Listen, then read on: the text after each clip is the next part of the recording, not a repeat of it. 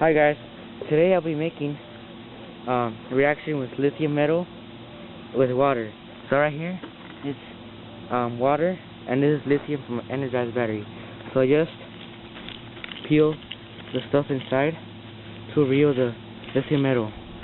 This is about 1 gram of lithium metal. So just drop it in here.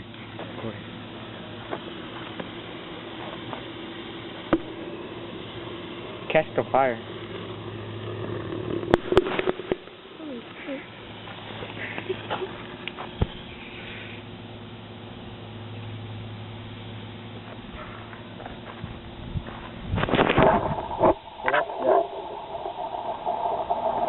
That is what's it called?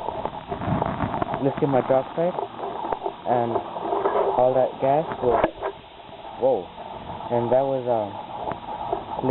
hydrogen. So please rate, comment, subscribe. Thanks for watching.